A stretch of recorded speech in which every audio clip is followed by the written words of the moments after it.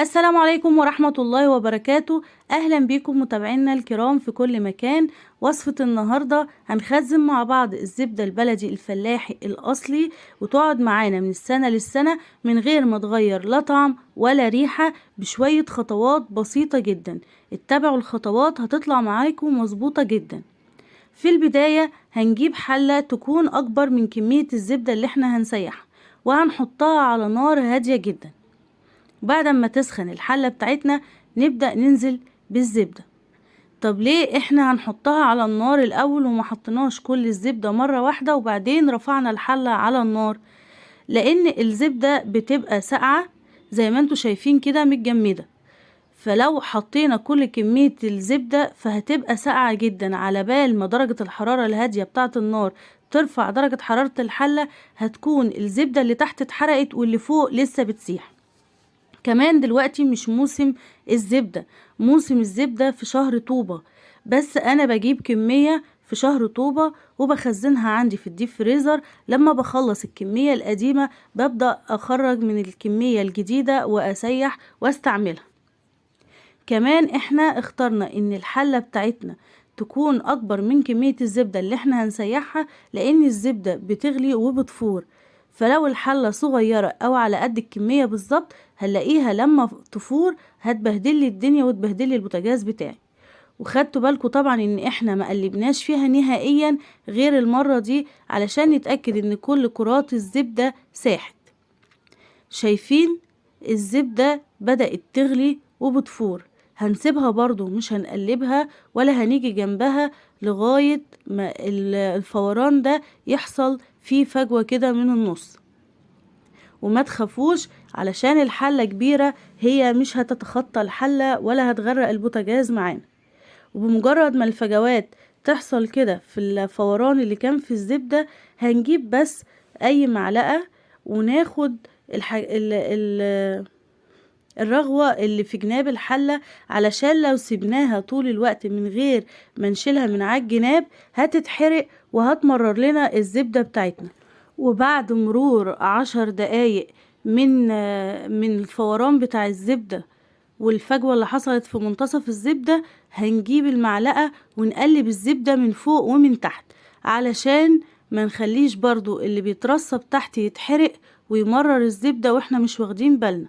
احنا عايزين المرتة اللي هتطلع معانا تطلع لونها ذهبي وفاتح. شايفين بنقلب من تحت وبنشيل اللي على الجناب، بس طبعا مش بنفضل نقلب طول الوقت، بنقلب من وقت للتاني. كل ده واحنا على نار هادية، ما نحاولش نعلي النار. كل ما يعدي الوقت هتحسوا ان البخار والمية واللبن الزيادة اللي في الزبدة بيخرج، وكمان لون الرغوة اللي على وش الزبدة ده بيغمق، وحجمها بيتقل كده زي اللبن بالظبط. اما نغليه ونحطه شوية كده على جنب ويبرد، هتبصوا تلاقوا وش القشطة بدأ يجمد على وش اللبن. هي كده برضو هتلاقي الرغوة دي بصوا بدأت تجمد بكبشة كده. ونشيل الرغوة. اهم حاجة كمان ان كل الادوات اللي بنستخدمها تكون جافة ما فيهاش مية نهائيا. يعني المعلقة الخشب اللي انا استخدمتها كانت جافة، الحلة قبل ما احط فيها الزبدة، الكبشة اللي انا بستخدمها دلوقتي، اي حاجة بنستخدمها لازم تكون جافة. هنشيل كل الرغوة دي ونبدأ نختبر تسوية الزبدة.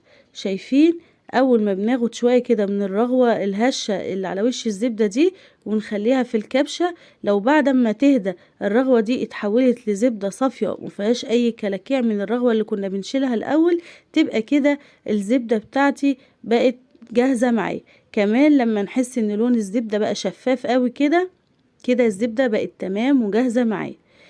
تعالوا بقى للتخزين بالطريقة الصحيحة. اولا يفضل التخزين في حاجة فخار او ازاز، ولو حاجة ازاز نكون معقمينها قبل الاستخدام وتكون ناشفة وجافة. وانا هحط لكم رابط لفيديو تعقيم البرطمانات تحت الفيديو ده. كمان بنخزن الزبدة وهي دافية، ما بنسيبهاش لغاية ما تبرد خالص، ولا بنخزنها وهي سخنة. ممكن تحطيها في تلاجة، وممكن جدا جدا تحطيها في المطبخ عادي، مش ما تخافيش عليها، مش هيحصل لها حاجة. هناخد كده الزبدة بتاعتنا ومن على الوش ننتبه علشان المرتة بتاعتها ما تطلعش معانا. هنحط في البرطمان وناخد بالنا ان احنا مفيش حاجة تقع مننا على البرطمان من بره، علشان لو هنخزنها في ضرفة المطبخ ما تعمل لناش مشكلة. كمان في ناس بتقول الزبدة ساعات بيلاقوها حادقة. لو الزبدة بتبقى حادقة معاكي، قشري بطاطساية واغسليها كويس من النشا بتاعها، وفي اخر غلوتين في الزبدة حطي البطاطساية هتشرب الملح، وبعدين انتشلي البطاطساية وخلي الزبدة تغلي تاني شوية بتاع 10 دقايق، وبعدين الزبدة تبقى جاهزة معاكي. يا اما تجيبي دقيق ومية وتعملي عجينة وتمشي بنفس خطوات البطاطس. دي المرتة بتاعتنا، بصوا لونها طلع فاتح ازاي. المرتة دي هنرميها؟ لا، احنا ممكن نعمل بيها بط، ممكن نحطها في المش، ممكن نعمل بيها حاجات كتيرة جدا، وبيبقى طعمها لذيذ جدا، وبيبقى طعمها رائع في بعض الحشوات، وهبقى اعمل لكم بيها حاجات. وكده الزبدة بتاعتنا بعد ما سيبناها بردت وخدت درجة حرارة المطبخ الى حد ما، بصوا لون الزبدة صافي، كمان بدأت تتقل شوية وتجمد معانا. خزني الزبدة بتاعتك وانتي مش قلقانة عليها، بس بشرط اما تيجي تقفلي البرطمان هتغطي الفتحة بتاع البرطمان بالاسترتش راب، او هتغطيه بكيس مطبخ نظيف وتقفلي عليه الغطا وتربطيه كويس علشان تضمني ان مفيش اي هوا هيدخل للبرطمان. كمان اما تيجي تستخدمي الزبدة من البرطمان لازم تكون المعلقة اللي انتي هتطلعي بيها الزبدة ناشفة وجافة ومش مكان اي حاجة. وده كان فيديو النهاردة، واتمنى ان يكون الفيديو افادكم وعجبكم. ولو عجبكم الفيديو هستنى ان انتوا تدوسوا شير ولايك للفيديو، وتدوسوا على زر اشتراك وتفعلوا الجرس عشان يوصلكم مننا كل جديد. واترككم في رعاية الله وامنه، والسلام عليكم ورحمة الله.